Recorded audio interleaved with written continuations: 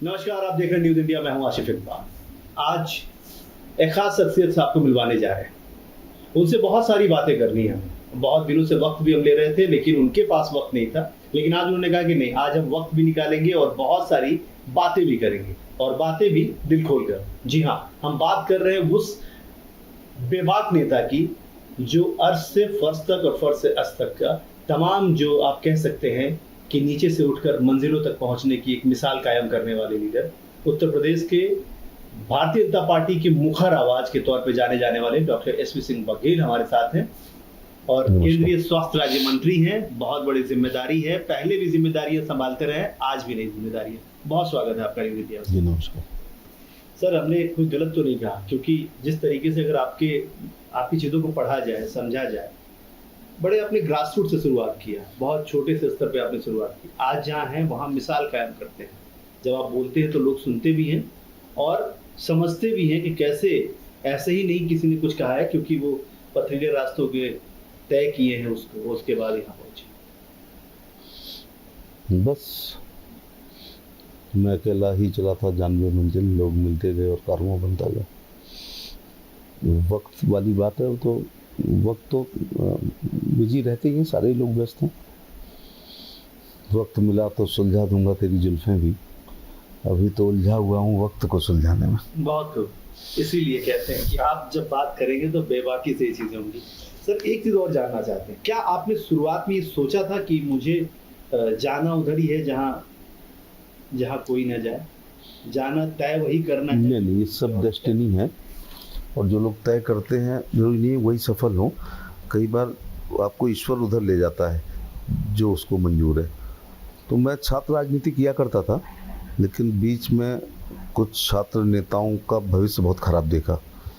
Even किसी ज़माने में वो कॉलेज के प्रेसिडेंट रहे हैं, बाद में साइकिल स्टैंड चला रहे हैं उसी कॉलेज में। तो मुझे लगा कि नौकरी बहुत सेफ चीज़ है। अगर पा जाते हो तो 35 साल 37 साल जो आपकी एज है, वो आप गारंटी है कि 1 तारीख को तनख्वाह मिलेगी, फिर पेंशन मिलेगी, और बहुत ही जघन्य काम ना करो तो नौकरी जाती भी नहीं है, तो ज़्यादा सेफ है। लेकिन वो 10 से 5 वाले फिर बहुत ज़्यादा कुछ कर नहीं सकते।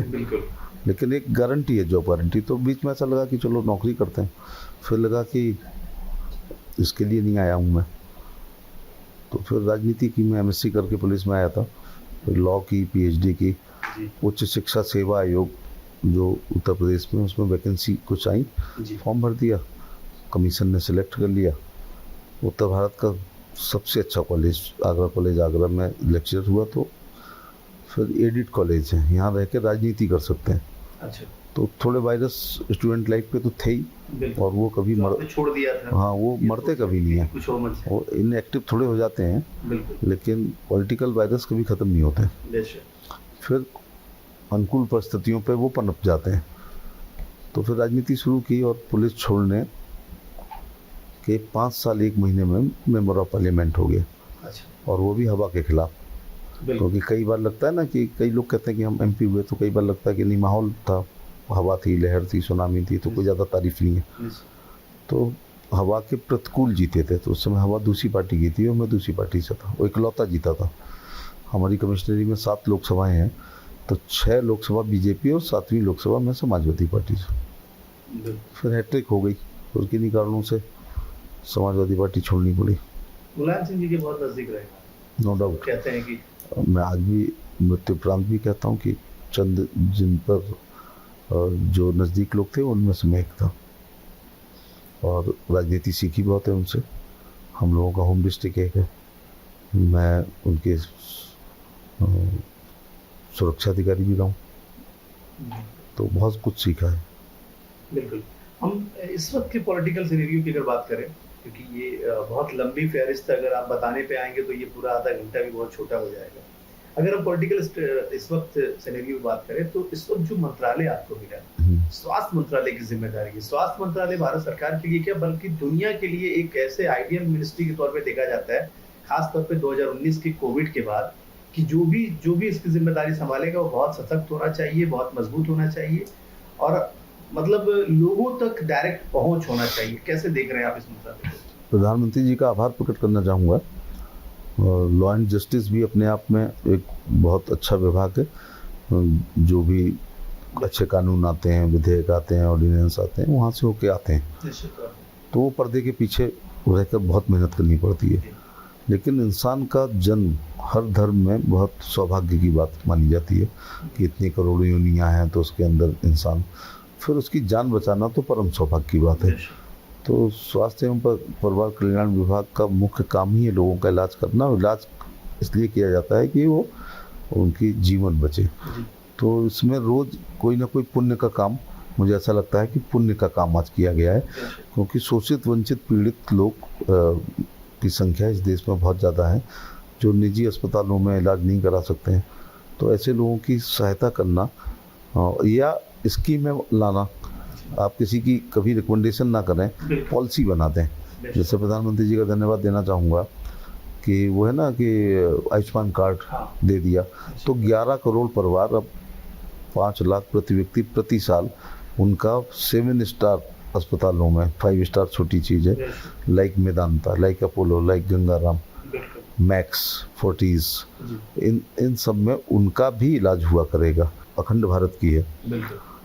और ये इसलिए ज़्यादा मैं इसको मानता हूँ कि जिस देश में 80 करोड़ लोग 5 किलो गेहूं और चावल निःशुल्क ले रहे हों, मात्र शब्द इस्तेमाल कर रहा हूँ, 20,000 का शौचालय के लिए आवेदन कर रहे हों, 1,000 रुपये विधवा पेंशन या दिव्यांग पेंशन या वृद्धावस्था पेंशन के लिए बहुत लालायित हैं जी। अथवा किसान सम्मान निधि की 2-2 हज़ार की 3 किस्तों के लिए वो तारीख की प्रतीक्षा होती है कि प्रधानमंत्री जी कब बटन दबाएंगे और कब हमारे खाते में 2,000 रुपये की किस्त आएगी। ऐसे में उनका इलाज कराना संभव कैसे है? मेरा अपना निजी विचार है कि शिक्षा और चिकित्सा जो है वो समान होनी चाहिए। पहला स्टैंडर्ड रहा दून, शेरवुड, सिंधिया, मेयो, इसके बाद पीटर्स फेटिक, Charles George, G D. Goenka, DPS, उसके बाद तीसरे, फिर लास्ट में सरकार वाले रहे। तो चौथे प्रकार की शिक्षा लेकर के पहली प्रकार की शिक्षा के बच्चों से कंपटीशन में आना थोड़ा कठिन था। तो ये थोड़ा ठीक नहीं किया था कांग्रेस के लोगों ने।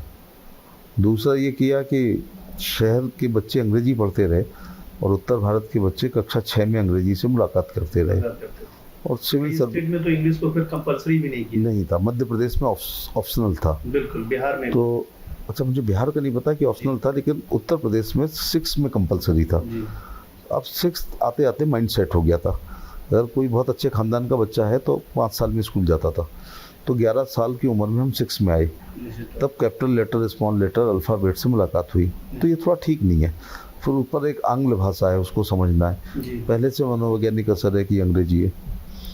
फिर सिविल की जो भी एग्ज़ाम निकली उसमें अंग्रेजी का प्रश्न अनिवार्य रहा। तो इन बच्चों का कहाँ से हो पाएगा? ये थोड़ी एजुकेशन पॉलिसी में गलतियाँ रहीं। दूसरा, चिकित्सा समान इसलिए होनी चाहिए कि सपोज एक वायरल ही ले लो या टाइफाइड ले लो या वायरल ले लेते हो, स्वास्थ्य मंत्री को वायरल है, उसी के निर्माण भवन के चपरासी को वायरल है, नगर सेठ को है और किसी बहुत बड़े आदमी को है, तो डॉक्टर तो ये कहेगा कि सबका दवाई एक होनी चाहिए। बिल्कुल है। तो क्या ये जो 11 करोड़ मनरेगा के मजदूर हैं या 80 करोड़ गेहूं चावल फ्री वाले हैं, ये 45 रुपये जो 5 दिन का डॉक्टर कहेगा भाई एंटीबायोटिक चलेगी 5 दिन की, वो क्या कहेगा? तो एक तो मनरेगा के उस दिन उनको 200-250 रुपये नहीं मिल रहे हैं, ऊपर से 600 रुपये का इलाज। तो वो कहता मैं नहीं करा पाऊंगा, मेरी जेब में जो 25 रुपये डले हैं इसकी दवाई दो। मेडिकल साइंस कहती है कि पैसे से नहीं होगा, prescription as a medical science जो कहती है, वो कहता भाड़ में जाए आपका ये साइंस। मेरे तो 28, 22, 32 रुपये जो हैं, तो वो बिना रैपर की नीली पीली गोलियां उसको दी जाती हैं कागज में लपेट के। लेकिन अब मोदी जी के कार्यकाल में इलाज के अभाव में नहीं मरेंगे। जब से मोदी जी ने आयुष्मान कार्ड दिया है, और अभी तो उसको बहुत बढ़ा रहे हैं, घर घर जाकर के बनवा रहे हैं, कोई पात्र व्यक्ति रह नहीं पाएगा। और उत्तर प्रदेश सरकार ने अपना भी थोड़ा सा अपनी अलग योजना भी की है। तो ये आयुष्मान कार्ड मुझे इस शताब्दी का सबसे बड़ा गरीब कल्याणकारी योजना लगती है। बिल्कुल, और आपने जिस तरह से डिफाइन किया, ये डिफिनेशन किसी के पास होगा भी नहीं, क्योंकि ये बताने का सबसे बड़ा तरीका होता है। क्योंकि सबसे बड़ी चीज़ है, प्रधानमंत्री भी कहते हैं कि योजनाएं आना बड़ी बात नहीं है, योजनाओं को घर घर तक पहुंचाना वो बड़ी बात है। बिल्कुल। जैसे अभी आपने जिक्र किया उसका, तो हम जन औषधि के बारे में भी जानना चाहते हैं, क्योंकि माना यह जा रहा है कि वो भी बड़ा जन कल्याणकारी योजना है, और खासतौर पे लोगों तक जो हम, क्योंकि कोई भी परियोजना योजना बनती है, आपने भी कहा कि वो प्रधानमंत्री की कई बार बातों से देखा है कि 80 करोड़ लोगों के लिए वो पहले है, बाद के 40 करोड़ लोगों के लिए वो अलग है, क्योंकि ये डिफरेंस शुरू से है। उन्होंने कहा कि जब गरीबों का कल्याण करेंगे तभी हम आगे कल्याण की बात कर सकते हैं। तो क्या उस जन औषधि दवाओं के बारे में भी जानकारी है? पार्टी का बुनियाद में ही दीनदयाल उपाध्याय जी का अंत्योदय है। अंत्योदय की परिभाषा लोग अलग करते रहे। अगर अंत्योदय को इन ऑल एस्पेक्ट जमीन पर उतारा है तो मोदी जी ने। अब उस अंत्योदय की सिंपल परिभाषा थी कि अंतिम पायदान पर खड़े हुए व्यक्ति के चेहरे पर मुस्कान आनी चाहिए। अब मोदी जी ने तो मुस्कान को खिलखिलाहट में बदल दिया है। जब वो खपरेल वाले निवासी को या पॉलीथीन में रह रहा था, ये सीमेंट के पाइप में रहते हुए देखा आपने लोगों को, सीमेंट के पाइप के बीच में रह रहे हैं सरकारी, तो उनको प्रधानमंत्री शहरी आवास या प्रधानमंत्री ग्रामीण आवास का मकान दिया। तो अभी मकान था, अभी वो घर नहीं बना। फिर उसमें गैस दी तो अब घर बना है, शौचालय दिया अब घर बना है, 5 किलो गेहूँ चावल दिए अब घर बना है। फिर उसमें कोई विधवा विकलांग या वृद्ध रह रहा है, उसको पेंशन दी, अब घर ठीक से चला है। फिर उसमें कोई किसान रह ही रहा होगा तो उसको 2-2 हज़ार की 12 किस्तें आ चुकी हैं, अब घर थोड़ा और अच्छा हुआ है। तो मकान और घर में फ़र्क होता है। The house is build by hand and home is build by heart. तो मकान कई सरकारों ने दिए, मोदी जी ने उसको घर में तब्दील किया है। तो जन औषधि केंद्र की जो आप बात कर रहे हैं, मैं आज बहुत खुल के इस पर बात करना चाहता हूँ। 9304 जन औषधि केंद्र देश में हैं। थोड़ा विवाद भी हो सकता है मेरे बयान पर। तो जितना सरकार से जितना इलाज होता है, निजी चिकित्सक भी लगभग उतनी ही संख्या में इलाज करते हैं। अब निजी चिकित्सकों का एक जो तरीका मुझे ठीक नहीं लग रहा है कि जब कोई मरीज गया, देखो फिर इन 80 करोड़ से ज़्यादा आप उम्मीद ना करो कि वो मेडिकल साइंस जानते हैं। तो जैसे डॉक्टर ने एक पर्चा लिखा, मोस्ट प्रॉब्ली तो उसी के नर्सिंग होम के गेट पर जो दुकान है वो चीज़ वहीं मिलेगी।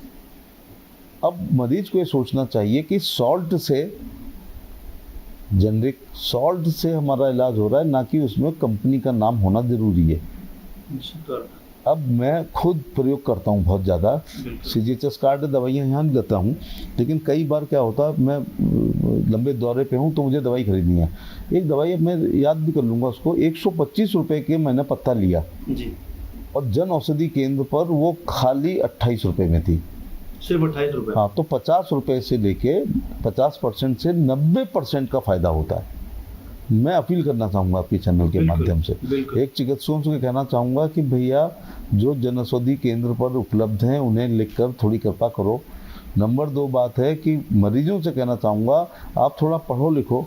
आपको सॉल्ट से मतलब है, पैरासीटामोल, आपको इससे मतलब नहीं है कि वो किस बहुराष्ट्रीय कंपनी की दवाई है। सबसे बड़ी बात है जब आप ये बात कर रहे हैं, तो क्योंकि बहुत सारे लोगों से मुलाकात होती है, बहुत सारे लोगों से हम लोग बात करते हैं, और कई सारी परेशानियां हम लोग के पास भी आती हैं कि आप भी जरा पैर भी कर दीजिए, आप भी जरा कह दीजिए। उसमें सर सबसे बड़ी चीज़ है कि जन औषधि में जो दवाइयाँ मिलती हैं उसके बारे में जो डॉक्टर्स हैं, जो प्रिस्क्राइब करते हैं, जो आप भी कह रहे हैं प्रिस्क्रिप्शन लिखते हैं, वो लोग, उन लोगों ने ये भ्रांति बना रखी है, इस तरीके से भ्रमित कर रखा है कि वो दवाइयाँ वो सॉल्ट से बनी हुई हैं लेकिन वो कम फायदा करेगा, इसलिए अच्छे फायदे।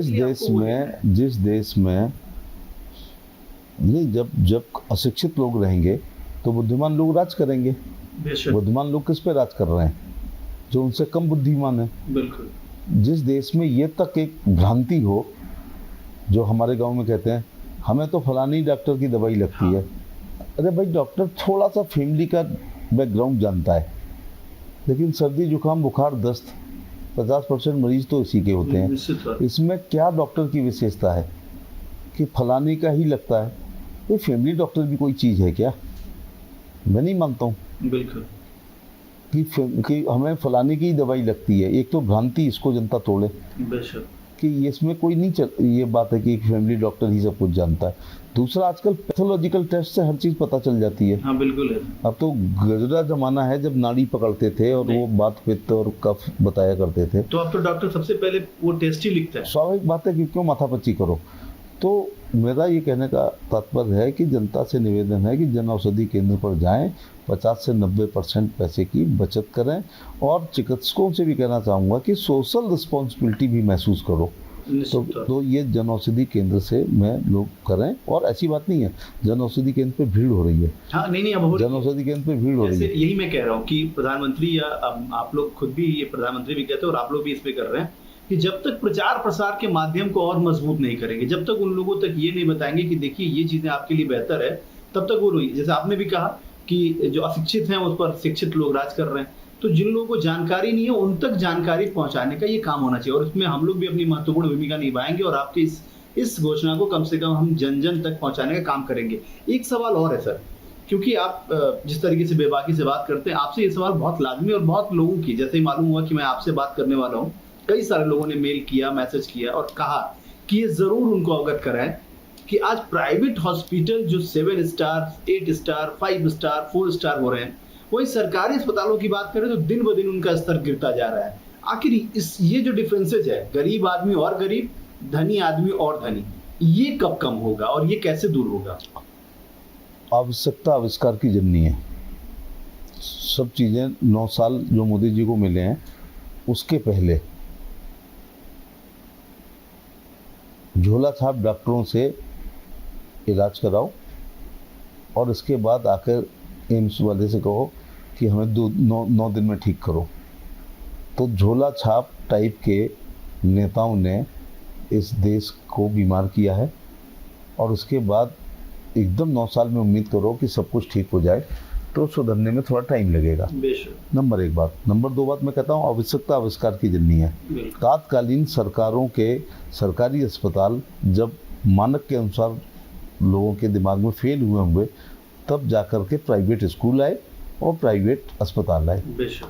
तो अब 2 प्रकार के वर्ग हैं, एक अभिजात वर्ग भी है, तो वो ठीक है, वो तो फिर दिल्ली के ही मैदानता तक क्यों सीमित रहेगा, फिर वो सिंगापुर जाएगा ना या यूएस जाएगा, वो एक अलग क्लास है। बिल्कुल। लेकिन हमारी जिम्मेदारी जो है वो अंतिम व्यक्ति तक है। तो मैं यही कहना चाहूँगा, लेकिन अब गौरव प्राप्त हो रहा है दोबारा। उदाहरण के तौर से एसएन मेडिकल कॉलेज, एक ज़माने में मुख्यमंत्री उत्तर प्रदेश बीमार हुए तो KGMU रहते हुए भी एसएन मेडिकल कॉलेज आए, BD शर्मा साहब ने उनका ऑपरेशन किया।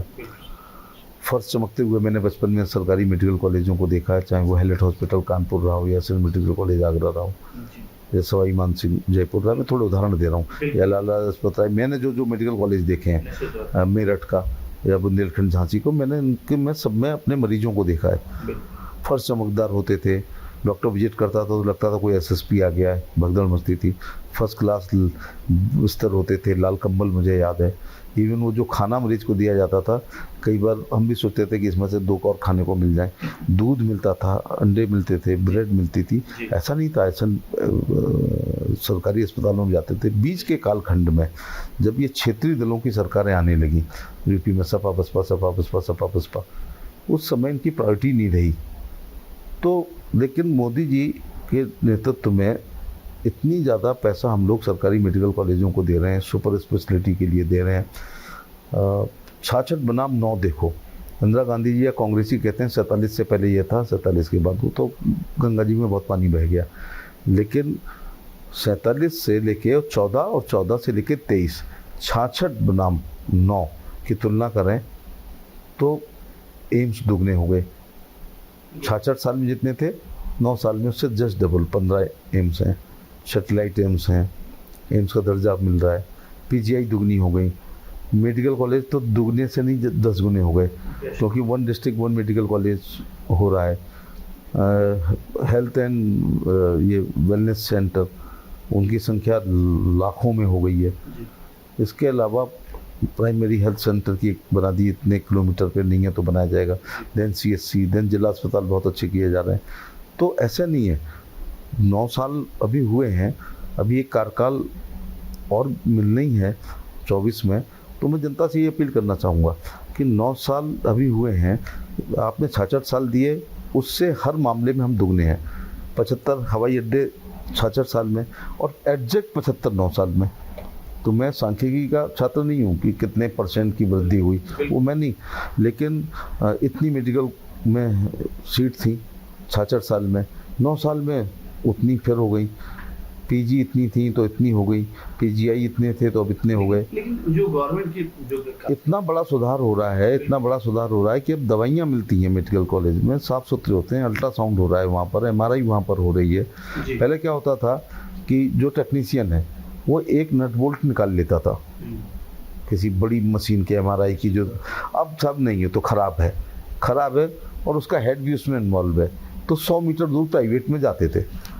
जैसे रोडवेज की बस प्राइवेट के पीछे चलती थी और उसकी जेब में पैसे डाल देता था प्राइवेट वाला, तो प्राइवेट वाला आगे सवारियां आगरा से दिल्ली तक उठाता रहता था और रोडवेज वाला लकीर की फकीर की तरह पीछे चलता था, केवल इसलिए तो जितने का डीजल फूंक के आता था उतना। अब नहीं है, अब रोडवेज की बस की भी कंप्यूटर पे देखी जा रही है कि आपने क्या बिजनेस दिया, आप पर क्या खर्च आया है, आपने कितने टायर घिसे, आपने कितना डीजल, आपके ड्राइवर कंडक्टर को कितनी तनख्वाह मिली, तो पीछे पीछे नहीं चल पाएंगे, इसलिए अब सस्पेंड कर दिया जाएगा वो।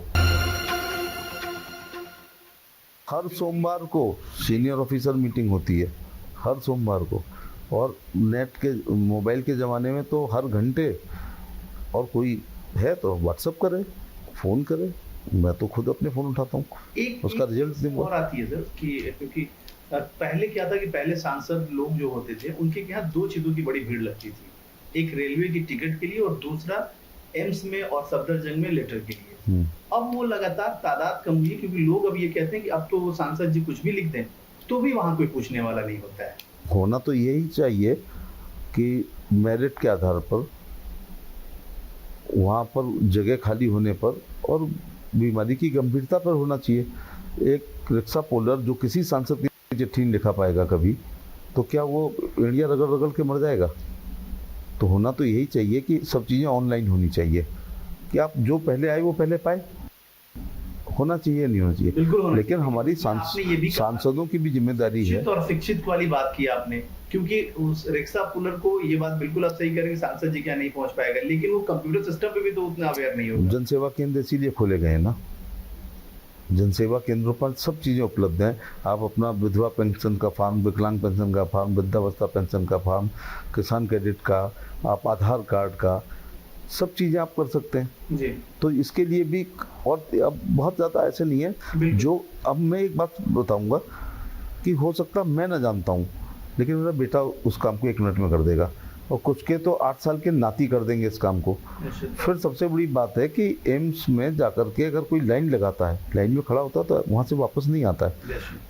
एम्स की साख इतनी गजब की है, इस देश में दो एक संस्था और एक व्यक्ति को पूरा देश जानता है। एक संस्था का नाम है एम्स, जिसको अमीर गरीब भेड़ चाल, और एक नरेंद्र मोदी जी को 5 साल का बच्चा जानता है इस देश का प्रधानमंत्री कौन है। एक जमाना में ऐसा था, नाम लूंगा तो थोड़ा विवाद हो जाएगा, बीच के कालखंड में, कि जीके में पूछा गया who is the prime minister, और बच्चे कंफ्यूज हो गए, वो नहीं लेना चाहता मैं वो जो 18 20 पार्टियों ने मिलकर 16 महीने 13 महीने 4 महीने की सरकार बनाई थी। तो एम्स को मैं ये बधाई देना चाहूँगा कि अगर मेरे पास 100 लोग आते हैं तो 99 एम्स के लिए आते हैं। अब मैं तो बहुत घरेलू एक बात करना चाहता हूँ कि हमारा जो जले हुए का वार्ड सफदरजंग का बहुत अच्छा है, सब सुनते हैं इसी आपका सबसे अच्छा है। तारीफ मज़ेदार बात तो तब है जब कोई जला हुआ केस आता है, वो भी कहता है कि एम्स, और एम्स और सफदरजंग में 150-200 किलोमीटर का फ़र्क हो तो बात समझ में आती है। आप सड़क पार करिएगा, सफदरजंग है, तो जब बर्न केस तक का एम्स में आता है हमारे पास रिकमेंड के लिए, तो मेरा ये कहना है कि हमारी जिम्मेदारी है कि हर चीज़ सिफारिश कोटा परमिट से नहीं होनी चाहिए, इसके लिए एक पॉलिसी होनी चाहिए, और मोदी जी ने यही काम किया कि हर चीज़ की एक पॉलिसी बनाई। अब देश में 2 MOS और 1 कैबिनेट मंत्री हैं, 3 आदमी 140 करोड़ लोगों का की सिफारिश संभव है क्या? तो एक पॉलिसी बननी चाहिए, वो पॉलिसी बनाती है कि आपको खुद उल्टा फ़ोन आएगा कि इस तारीख को इतने बजे आप आपको भी ओपीडी लगता है कि मांगिए। इम्प्लीमेंटेशन बहुत जरूरी है, मतलब सिर्फ ऐसा नहीं कि अगर हम सिर्फ कार्य योजनाएं बनाएं, बल्कि उसका कार्यविधि भी तय होनी चाहिए और चीजें काम होनी सरकारें जब जाती हैं ना, जी किसी की भी सरकार, बेशक। और सरकारें तो नहीं जाती होती तो 52 वाली चल रही होती, निश्चित रूप से, सरकारें तो जाती हैं बिल्कुल और आती हैं। पहली समीक्षा मैंने एक बात देखी है, क्योंकि जाते हुए भी बहुत देखा है और आते हुए भी बहुत देखा है। निश्चित रूप हमारे विकास कार्यों को हमारे कार्यकर्ता जनता तक नहीं पहुंचा पाए, ये पहली यही होती है हार के कारणों में से, कि हमारे विकास कार्यों को जनता तक नहीं पहुंचा पाए। तो आप जो इम्प्लीमेंटेशन का कह रहे हैं वो तो होना ही चाहिए, लेकिन मन की बात केवल भाजपा कार्यकर्ताओं के लिए नहीं है, मन की बात देश के लिए है। क्या जन औषधि केंद्र के बारे में प्रधानमंत्री जी नहीं बोले हैं? बिल्कुल। तो देश का, दुनिया का सबसे रिलायबल आदमी जिस बात को कह रहा है, चलो हम तो बात कहते हैं तो हो सकता है कहें कि अरे भाई ये तो अपने स्वार्थ की बात कर रहे हैं, बिल्कुल। लेकिन जब प्रधानमंत्री जी के मुंह से 12 रुपए का बीमा उन्होंने कहा तो लोगों को कराना चाहिए, तो 20 रुपए का हो गया। दुनिया में कोई ऐसा देश है कि केवल एक शर्त लगाए, वो शर्त भी कोई शर्त नहीं है कि 18 साल से 70 साल के बीच का इंसान होना चाहिए, निश्चित रूप से, इसमें आर्थिक आधार भी नहीं है। तो प्रधानमंत्री जीवन बीमा सुरक्षा योजना जो 12 का था 20 का हो गया साल का, और शर्त केवल एक है कि उम्र केवल 18 से 70 हो। अब बताओ, इससे छोटी शर्त कुछ लग सकती है? तो इसमें देवी आपदा में मरने पे 2 लाख मिलते हैं। कोविड के बाद बहुत अब देवी आपदा भी लोग नहीं जानते हैं कि सांप के काटने से, जानवर के काटने से, मिट्टी में दबने से, बरसात में पानी से, बाढ़ से, तूफान से, ओले से, पाले से, एक्सीडेंट से, डूब के मरने में। तो जब वो मरते हैं, हम लोग जाते हैं तो हम पूछते हैं 20 का बीमा कराया, नहीं कराया। तो ये कराना चाहिए, प्रधानमंत्री ने कहा। 440 का बीमा प्रधानमंत्री जी ने कहा। किसान सम्मान निधि के लिए कहते हैं कि भाई कृषि अधिकारी पे जाकर के अप्लाई कर लो। गैस सिलेंडर के लिए उज्ज्वला बिजली सौभाग्य, बिल्कुल। तो सब अब तो लगभग हर योजना कवर हो गई है जिसमें लोगों को लाभ हो रहा है। तो उसको ब्यूरोक्रेसी को भी थोड़ा ध्यान देना चाहिए बिल्कुल, ये सबसे कि बहुत जो है जब एक योजना दिल्ली से चली है तो सब लोगों को मिलके, अब क्या होता है फेडरल सिस्टम के फायदे बहुत हैं, नुकसान बहुत हैं। जी योजना हमारी है केंद्र की, भाजपा गैर शासित राज्य में अपना नाम करके वो लोग कर लेते हैं। तो वो चाहते हैं अगर मोदी जी घर पहुंच गए, अब बंगाल है, अगर मोदी जी का सिलेंडर पहुंच गया, मोदी जी का आवास पहुंच गया, मोदी जी का फिर उसमें शौचालय पहुंच गया, 5 किलो गेहूं चावल मोदी जी के पहुंच गए, आयुष्मान कार्ड पहुंच गया, किसान सम्मान निधि 6,000 रुपये साल पहुंच गई, दिल्ली की विधवा विकलांग वृद्धावस्था पेंशन 1,000 पहुंच गई, तो सरकार बना लेंगे। तो अपनी कुर्सी के लिए, राज्य की कुर्सी के लिए गरीबों का नुकसान, गैर शासित भाजपा राज्य गरीबों का नुकसान कर रहे हैं। केवल ये कि मोदी जी इन 12-14 चीजों के माध्यम से अंदर ना पहुंच जाएं घर के अंदर। बिल्कुल। एक सवाल आपसे लाजमी था, और क्योंकि अगर मैं इंटरव्यू में ये न पूछूं तो फिर पूरा नहीं होगा, क्योंकि आप विधि मंत्री 2 साल रहे हैं और यूसीसी को लेकर बहुत हंगामा हो रहा है, इसको कैसे डिफाइन करना? क्योंकि जिस तरीके से आपने हेल्थ मिनिस्ट्री को पूरा डिफाइन कर दिया और तमाम योजनाओं को आपने डिफाइन किया, ये वाकई बहुत काबिल तारीफ है, और हम चाहेंगे कि जो जो आपने बातें कही वो तमाम लोगों तक जरूर पहुंचे। ये यूसीसी पे क्या रहेगा? यूसीसी के मामले में मैं ये कहना चाहूँगा, और मैं बहुत उसके डेप्थ में नहीं जा रहा कि ट्राइबल्स के लिए क्या है, माइनॉरिटीज़ के लिए क्या है, लेकिन कभी किसी ने इस बात को कहा है कि ये आईपीसी हम पे लागू नहीं होगी, सीआरपीसी हम पे लागू नहीं होगी, नहीं, एक्साइज एक्ट हम पे लागू नहीं होगा, मोटर व्हीकल एक्ट हम पे लागू नहीं होगा, ट्राइबल हो या धर्म विशेष के लोग हो, या एक्साइज एक्ट हम पे लागू नहीं होगा। तो फिर मोदी जी एक अलग चीज़ सोचते हैं, लोगों को अब साथ देना चाहिए बिना उसमें पार्टी और धर्म और क्षेत्र को देखते हुए। उन्होंने कहा 1 नेशन 1 ग्रिड, कहा पहले बना दी, तो आप बिजली का अपव्यय हो रहा है क्या? फायदा हुआ देश को। 1 नेशन 1 राशन कार्ड, उसका तो इतना बड़ा फायदा है कि माइग्रेटेड लेबर कहीं जाती है। अब मैं बार बार बिहार का नाम लूँ तो अच्छा नहीं लगता मुझे, ये जलील करने वाली बात होती है कि पूर्वांचल के लोग या बिहार के लोग, कोई भी राज्य का व्यक्ति अपने पेट पूजा के लिए कहीं जा रहा है तो वहाँ पर 5 किलो गेहूं चावल ले रहा है। अब इस पर भी हल्ला मचा था। नंबर 3 बात, 1 नेशन 1 आयुष्मान कार्ड है। अब ये 11 करोड़ लोग ट्रेन में सफ़र कर रहे हैं, अचानक बीमार हो गए, अगले स्टेशन पे उतर के इंडिपेंडेंट हॉस्पिटल में घुस जाए, मोदी जी के 5 लाख की गारंटी उसकी जेब में है। अब उससे शॉपिंग नहीं कर सकते आप 5 लाख से, लेकिन इलाज होगा, तो बोलो फायदा हुआ। मोदी जी तो यहाँ तक सोच रहे हैं कि 1 नेशन 1 इलेक्शन होना चाहिए, क्योंकि इतने राज्य हैं। अब आने वाला है मध्य प्रदेश का और राजस्थान का और महाराष्ट्र का, अभी अभी गुजरे हैं कर्नाटक से और नॉर्थ ईस्ट से। तो वो कहते हैं कि भैया 6 महीने के अंदर लोकसभा, राज्यसभा, विधानसभा, विधान परिषद, जिला पंचायत प्रधान, बीडीसी, ब्लॉक, भूमि विकास बैंक और कोऑपरेटिव बैंक के चुनाव से निपटो और राष्ट्र निर्माण में लग जाओ। है या नहीं, अच्छी बात है या नहीं है? तो जब वसुंधैव कुटुंबकम की अवधारणा वाला ये देश है कि पूरी दुनिया परिवार है, अपोजिशन कह रहा है कि ये सिर्फ मैं अपोजिशन से अपने लिए कर रहा है। अपने लिए कैसे हो सकती है? अपोजिशन का काम ही उसका पोजीशन नहीं है, अपोजिशन है। जब विपक्ष पहले ही से लगा है तो उनसे उम्मीद पक्ष की बातों की तो करना लाजिमी नहीं है। नंबर 2 बात है, 64 साल आप ही ने कहा कि 64 साल हो रहे हैं। हाँ, तो मैं यही कहना चाह रहा हूँ कि जब वसुंधैव कुटुंबकम छोड़ दो, भारत तो एक परिवार है या नहीं है? भारत के नागरिक है, तो एक नागरिक पर लागू हो और एक नागरिक पर नहीं लागू हो। एक नागरिक का विवाह की पद्धति, विवाह के कानून दूसरे हो, दूसरे नागरिक के विवाह के कानून दूसरे हो। संविधान एक है, एक पर तलाक के दूसरे कानून लागू होते हैं, एक तलाक 3 बार बोल के कर ले निजात पाए और एक 3 जोड़ी चप्पल घिसे। लास्ट में जब आपसी सहमति हो जाती है, इसके बावजूद माननीय अदालत कहते हैं कि भाई शादी को बचाओ, और अदालत को पता है कि दरवाजे से निकल के एक उत्तरी ध्रुव की तरफ जाएगा और एक दक्षिणी ध्रुव की तरफ जाएगा हस्बैंड और वाइफ, लेकिन फिर भी बचाओ। 6 महीने बाद दोनों आके कहते हैं नहीं बच रही है, तब तलाक होता है। तो ये नहीं प्रिविलेज मिलनी चाहिए किसी को कि 3 शब्द कह के निजात पाओ और एक तरफ 3 जोड़ी चप्पल घिसो।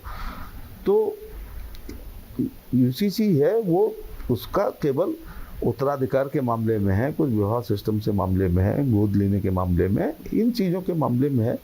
तो 1 नेशन 1 कानून भी होना चाहिए। कबीले की संस्कृति क्या आप चलनी चाहिए? जब हम इतने एडवांस हो चुके हैं तो हर चीज़, अब शरीयत शब्द में नहीं करना चाह रहा हूँ इस्तेमाल, लेकिन हर चीज़ नहीं चाहिए।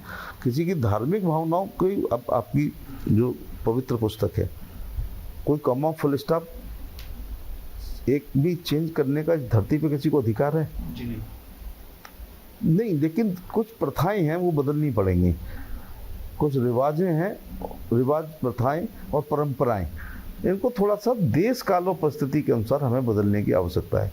इसलिए यूसीसी का मैं बड़ा प्रबल समर्थक हूँ और बहुत विलम्ब से आई है, मोदी जी का धन्यवाद देना चाहूँ। दूसरी बात, लेकिन बहुत हंगामा क्या दे दी गई? बहुत हंगामा है इस पे।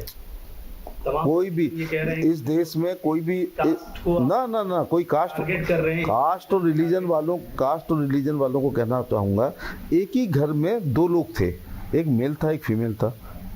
एक भी मुस्लिम महिला ने कहा है कि बहुत गलत चीज़ आ गई है। तो अगर शरीयत थी, कानून थे, मुस्लिम कानून थे, परंपराएं थी, मुस्लिम मैरिज एक्ट था, तो संपूर्ण इस्लाम में विश्वास करने वाले लोगों को अच्छा लगना चाहिए अथवा बुरा लगना चाहिए। अब उसी घर में महिलाएं, तो एक तो क्या है कि बहुत लिबर्टी नहीं है उनको, वरना वो मिठाई बांट डालती। जब 3 तलाक मोदी जी ने और अमित शाह जी ने मिठाई बांटती, प्रदर्शन होता खुल के, वो इतनी खुश थी क्योंकि एक तलवार हमेशा उनके गर्दन पर लटकती रहती थी। तो ये असुरक्षा की भावना से आधी आबादी को मुक्ति दिलाना। लेकिन बहुत सर आप ये बताएं कि सिर्फ क्या त्रुटियां सिर्फ मुसलमान के ही सेक्टर में है क्या? नहीं, त्रुटियां वही हैं, मतलब आप उनको ठीक करने की तो जिम्मेदारी हिंदू मुस्लिम सिख ईसाई का कोई मामला ही नहीं है। भी सारी चीजें, क्योंकि इसीलिए बार हिंदू मुस्लिम सिख टारगेट होने की बात की जाती है, वो इसीलिए की जाती है कि आप सिर्फ माइनॉरिटीज को आप देखते हैं, मुसलमानों के आप बड़े खैर uniform civil code, uniform civil वृद्धाश्रम है, उसकी कोई किसी ने यूनिफॉर्म सिविल कोड का आशय केवल मुस्लिम टारगेट नहीं है। कोई किसी ने स्क्रिप्ट नहीं लिखी है, ये प्रधानमंत्री जी की आत्मा से निकला हुआ वाक्य है, सबका साथ, सबका विकास, सबका विश्वास और सबका प्रयास। अब वो 2 कदम चले, लोग नहीं चले, तो फिर हम क्या कर सकते हैं? चल रहे हैं तो हमेशा स्वागत है। 2014 से 2019 में चुनाव में बहुत सारे डिफरेंसेस हुए, बहुत सारे वोटिंग परसेंटेज में गेन हुआ। आप प्रधानमंत्री पे तलाक पे आओ कि अगर वो शरीयत के अनुसार था तो शरीयत तो सरोधार होना चाहिए महिलाओं को भी। तो महिला क्यों खुश थी? और वहीं पुरुष की थोड़ा सा पुरुष प्रधान के अधिकारों को थोड़ा कटा है। तो फिर वहीं पर देखो कि अगर लिबर्टी मिली होती महिलाओं को तो वो मिठाइयाँ उस दिन बांटती, घर पे रोशनी होती उस दिन। हम लोग कहते हैं हिंदुओं में कि दीपक जलते खुशी के, क्योंकि विवाह जैसी, चलो वहाँ तो आपके यहाँ पुनर्जन्म का नहीं है, मुस्लिम्स में पुनर्जन्म का नहीं है, लेकिन कहा जाता है 7 जन्मों का है। वो संस्था इतनी जल्दी नहीं खत्म होनी चाहिए, बिल्कुल इतनी जल्दी नहीं खत्म होनी चाहिए कि 3 शब्द कहने पर हो जाए। वो तो चलो चैप्टर ही क्लोज हो गया, अब तो कोई बात नहीं है। और माननीय सुप्रीम कोर्ट की अब मोहर लग चुकी है। हाँ। तो ये भी नहीं है कि वो देश लोकसभा से भी चलेगा, संसद से भी चलेगा, तो देश सुप्रीम कोर्ट से भी चलता है। तो मैं आश्वस्त करना चाहूँगा कि किसी के हितों पर कोई कुठाराघात नहीं हो रहा है, बल्कि ये एक उनको सामाजिक न्याय यूसीसी से और मिलने जा रहा है। फिर इसने हमारे लॉ कमीशन ने कह तो दिया, अभी आपने कैसे मान लिया कि ब्रह्मा की लकीर आ गई है? तो उन्होंने अभी राजनीतिक पार्टियों से, सामाजिक लोगों से, एनजीओ से, ट्रस्ट से, पूरे पब्लिक डोमेन में कह दिया, और 8 लाख आ गए हैं।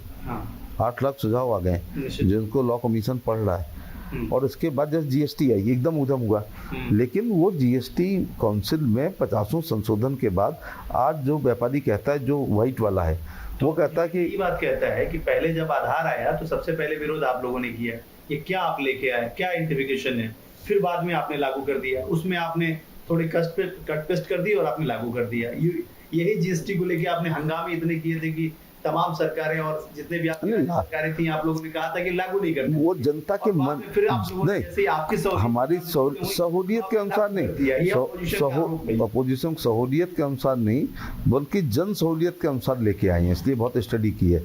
इसलिए यूसीसी के मामले में भयभीत ना हो, अपने अपने सुझाव दें, और उसमें हमेशा जो है देश काल परिस्थितियों के अनुसार संशोधन होते रहते हैं। 2024, एक आखिरी सवाल आपसे, 2024 को लेकर कितने आश्वस्त नजर आ रहे? खास तौर पे कांग्रेस पार्टी की अगर बात करें, ऑपोजिशन की यूनिटी की बात करें, तो कर्नाटक चुनाव के बाद उन लोगों ने अपने आप को बहुत मजबूत दिखाने की कोशिश की है। उसके लिए पहली मीटिंग दिल्ली और दूसरी मीटिंग बिहार के पटना में हुई, जिसमें कई सारे अपोजिशन दल थे, खासतौर पे जो एक टेबल पे बैठने वाले नहीं थे वो भी पहुंचे थे।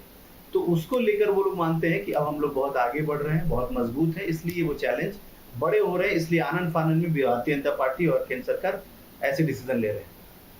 तुम्हारे पैरों के नीचे जमीन नहीं, ताज्जुब है फिर भी यकीन नहीं। जो सबसे वृद्ध, वयोवृद्ध सीनियर विपक्षी एकता के सूत्रधार थे, उनके घर से ही नीचे से सरक गया मामला बहुत सारा।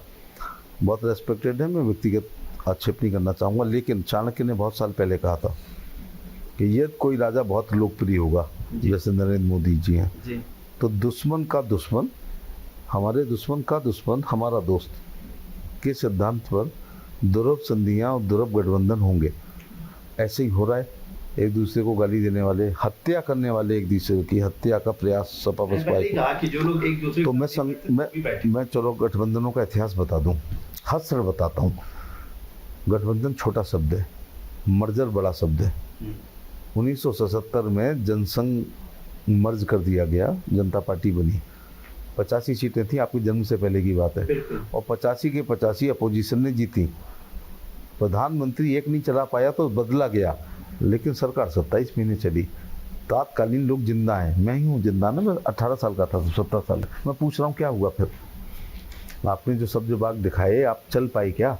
इसके बाद एक 1989 में हुआ, वीपी सिंह साहब बने, वो नहीं संभाल पाए तो चंद्रशेखर जी बने, लेकिन 2 प्रधानमंत्रियों के बाद 16 महीने। इसके बाद 1996 देवेगौड़ा साहब बने, नहीं संभाल पाए तो गुजराल साहब जैसे सोबर आदमी, 16 महीने अथवा 13 महीने नहीं चल पाए। ज़्यादा पुराना क्यों दे रहा हूँ? एक गठबंधन हुआ अभी सपा बसपा का 2019 में, गेस्ट हाउस कांड करने वाले लगभग मार दिया होता। लेकिन यूपीए 1 यूपीए सुनिएगा, करेंगे आप, गठबंधन हुआ 1 और यूपीए 2 भी वो गठबंधनों की ही सरकार। हाँ, वो भी गठबंधनों की थी, लेकिन ये मेजर गठबंधन बता रहा हूँ। अब ये भी सपा बसपा ने किया, 45 दिन चला। मैंने आपके ही चैनल पर कहा था कि एक दिन, आज की तारीख स्थान समय नोट करना, एक दिन मायावती पीसी बुलाएंगी और कहेंगी अखिलेश ने वोट ले लिया, हमें दिया नहीं। 45 दिन चला, क्योंकि आप उस पार्टी को जानते हैं बहुत। हाँ, तो वो गठबंधन नहीं चला, उस गठबंधन कौन सा चला है? अब अभी मुझे बड़ी खुशी हुई कि अचंभा हुआ कि जयंत चौधरी जी को ये जिम्मेदारी दी गई है। लोक दल का गठबंधन मर्जर हो गया था कांग्रेस में, मर्जर, बाद में खींचू, जिसको हम हैंडपंप कहते हैं, मैं अपनी भाषा में खींचू कहता हूँ, बाद में आया ये, वरना लोकदल का दूसरा चुनाव चिन्ह होता था चरण सिंह जी के ज़माने वाला। इसके बाद लोकदल का सपा से गठबंधन हुआ, जिसमें मैं एमपी होके मैं भी आया उसमें 2004 में। लोकदल का भाजपा से गठबंधन हुआ 2009 की पार्लियामेंट में, ठीक है। लोकदल का कांग्रेस से गठबंधन हुआ, एक बसपा अकेली है जिससे यूपी में लोकदल ने नहीं किया है। और अब चला किनके साथ उनका? सपा से टूटा, ये सेकंड इनिंग है। भाजपा से उनका हुआ, अजीत सिंह जी मंत्री होते थे। कांग्रेस का उनका हुआ, अजीत सिंह जी मंत्री थे। तो जब लोकदल स्वयं, जो इसके सूत्रधार, 3 पार्टियों से करके कई बार, और तीनों हर बार अलग हो गए, और अभी भी पता नहीं क्या होने जा रहा है। इस बार बहुत मजबूत है, कह रहे हैं कि इस बार हम बहुत इकट्ठा होकर और बहुत मजबूती से आगे बढ़ रहे हैं। कहीं की ईंट कहीं का रोड़ा, और भानुमती ने कुनवा जोड़ा, और न सूत न कपास, और जुलाहों में लट्ठम लट्ठा हो रही है। अब जी अरे उनके कहने से कुछ क्या होता है? आज अखिलेश जी को मैं देख रहा हूँ, चंद्रशेखर जी से मिलने गए थे। मैं राजनीतिक कार्यकर्ता होने के बाद, मैं नेता तो नहीं हो पा रहा हूँ, लेकिन 6 कार्यकाल हो गए हैं। आप अभी भी नेता? मैं चंद्रशेखर राव की पार्टी का चिन्ह नहीं जानता हूँ। तो भैया, जब ममता बनर्जी, राव की बात कर रहे हैं या चंद्रशेखर आजाद की बात कर रहे हैं? चंद्रशेखर राव आजाद इस स्तर के नहीं है कि उनसे की बात की जाए, चंद्रशेखर राव की बात कर रहा हूँ। तो प्रधानमंत्री के क्या होता है, लोकसभा के चुनाव की पूर्व संध्या पर अतृप्त इच्छाओं वाले प्रधानमंत्री कैंडिडेट के वायरस एक्टिव हो जाते हैं। फिर मोदी जी 14 में सरकार बनाते हैं, 19 में सरकार बनाते हैं, यूपी में 17 में बनती है और 22 में बनती है, और फिर वो ऐसा सैनिटाइज होते हैं कि वो फिर 4.25 साल के लिए मरणासन हो जाते हैं। फिर जैसी लोकसभा के चुनाव की पूर्व संध्या पर नीतीश जी उसमें सबसे एक्टिव आदमी होते हैं, हमेशा होते हैं। इस वक्त क्या होते हैं? इस वक्त तो आपके साथ रहे हैं, वो हर बार एक्टिव हो जाते हैं ना। प्रधान हमारे साथ रहते हैं, लेकिन लोकसभा के चुनाव की पूर्व संध्या पर प्रधानमंत्री की अतृप्त इच्छा उनको ले जाती है सो कॉल्ड सेकुलरिज्म की तरफ, जिसमें उन्होंने खाना खिलाने से मना कर दिया था। तो ममता बनर्जी, मतलब आप लोगों ने भी तो अपनी सहूलियत से की। ममता बनर्जी जब इस बार भी उम्मीद अभी लगाए हुए हैं कि आप फिर वो माननीय प्रधानमंत्री के सपने देखते हुए नीतीश कुमार आएंगे कि नहीं? दिल्ली का रास्ता यूपी से जाता है। नीतीश का जवाब दे रहा हूँ, नीतीश जी का दिल्ली का रास्ता यूपी से जाता है। बक्सर उनका स्टेशन है, मुगल सराय हमारा स्टेशन है। जैसी बक्सर से ट्रेन आएगी ना, वो तीर वीर लेके मुगल सराय पे बैरियर डाल दिया जाएगा, और पश्चिम बंगाल वाली को तो बहुत पहले रोक दिया जाएगा। केंद्र सरकार की केंद्र सरकार की यहाँ तक कोई नहीं पहुँच पाएगा, पहुँच ही नहीं पाना। हाथी को चारा पानी हमने बंद कर दिया, हाथी भूखा मर गया। साइकिल लेके केंद्र सरकार की लोग पूरे प्रदेश में घूम रहा है, और केंद्र सरकार की लोक कल्याणकारी योजनाएं, मोदी जी का वैश्विक नेतृत्व, राज्य सरकार की योजनाएं यूपी के संदर्भ में, राज्य सरकार का लॉ एंड ऑर्डर, बूथ अध्यक्ष से राष्ट्रीय अध्यक्ष की परिश्रम की पराकाष्ठा से निकले हुए पसीने से 24 में कमल खिलेगा, पूर्ण बहुमत की सरकार जो है मोदी जी 1000%। लेकिन अपोजिशन भी 1000%। अपोजिशन कह रहा है कि कर्नाटक की तरफ सारे नतीजे आएंगे, जितने स्टेट के चुनाव सब में। कर्नाटक का दूसरा, कर्नाटक छत्तीसगढ़ हो, सब में नतीजे। कर्नाटक का वो लोकसभा के ऊपर बात कर रहे हैं ना जी, हम लोकसभा, उन्होंने कहा कि तो उनको एक बात उन्हें और सोचना चाहिए, जो मैं ही कह सकता हूँ। लोकसभा में के बाद दिल्ली का चुनाव आता है जी, वो बना लेते हैं। लोकसभा में सारे एमपी हमारे आते हैं, मध्य प्रदेश में सारे एमपी आते हैं एक को छोड़ के, राजस्थान में जो भी परिस्थिति रही हो सारे एमपी आते हैं एक को छोड़ के, छत्तीसगढ़ में सारे एमपी आते हैं एक को छोड़ करके, दिल्ली के सारे एमपी आते हैं। तो कहने का मतलब है, मैं थोड़ा खुल के नहीं, 100% लड़का पिताजी की बात मानने को तैयार नहीं है जब से नौकरियों के इंटरव्यू खत्म हुए हैं। बहुत बहुत शुक्रिया, क्योंकि बहुत बेबाक बातचीत हो रही है, और ये बातचीत का सिलसिला ऐसे थमने वाला नहीं है, लेकिन वक्त की कमी है, और क्योंकि माननीय मंत्री को भी बहुत सारे कार्यक्रमों में जाना है, उन्होंने बहुत वक्त निकाला न्यूज इंडिया के लिए।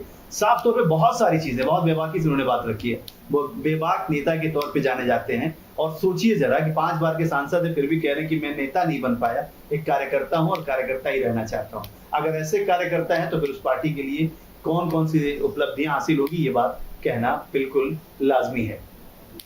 इस बार बस इतना ही। अगली बार फिर एक बड़ी शख्सियत के साथ बेबाक बातचीत का सिलसिला जारी रखेंगे। देखते रहिए न्यूज़ इंडिया, क्योंकि यहाँ खबरों का सिलसिला रुकता नहीं।